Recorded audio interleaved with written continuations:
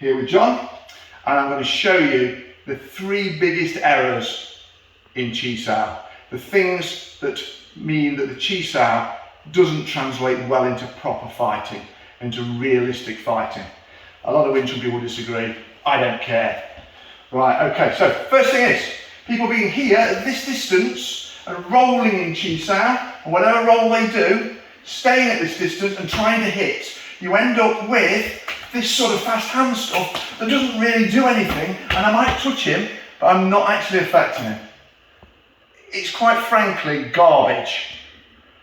So what you've got to be able to do is, at this range, it's all about being in a position where we're completely neutral. I want to spoil what he can do. And I want to be in a position where I've spoiled what he can do and I'm seeking opportunity. So the first thing, my forward progression from here is getting to a place where I'm going to cut in. And I've cut closer now. I've cut his shoulder, take his shoulder line off, and I've cut here. I'll move my feet, and I might even shuffle this foot up, but I'm in this position. Now this position here gives me a lot of options. It allows me to strike, it allows me to control, it allows me to hit here, it allows me to grapple. So look, normal moving around, a bit of Chi Sau around here.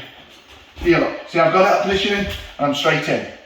Now, when I get to this position, wherever I am, when I get to this sort of position, I can now strike fast if I want, because I'm in a real good position. Those shots will actually mean something. So that's error 1. Error 2, John was demonstrating there, and he was demonstrating if he wouldn't do this for reality, is that he feels he's got to hold his ground even when he's in a bad place.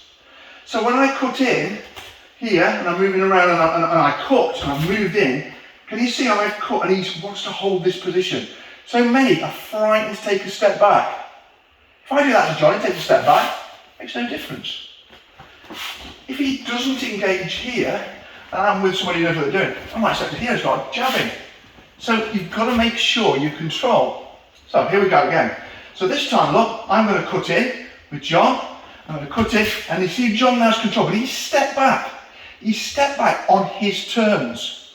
And he's now re-established, and we're now back in this position again, where we are vying for position until we get to a place where again, he's stepped back again, look.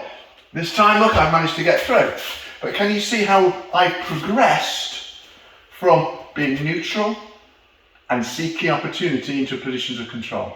I haven't gone from here all the way in. I've taken little steps. The third thing is playing Wing Chun as Wing Chun, playing Chi Sau as Wing Chun only.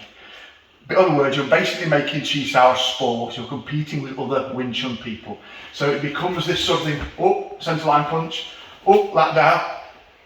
You've got to make sure that when you're doing things, you're also thinking about the grapple here. The amount of people I'll just step in and I'll get a grapple because they're not defending. John will defend. If I get a grapple, he's covered up, look, he's got a position, I've got to come back out, he'll grapple me, we'll go into little things like so. Chi Sau needs to be a lot more than that. There'll be strikes and grapples. So don't fall into this Chi Sau,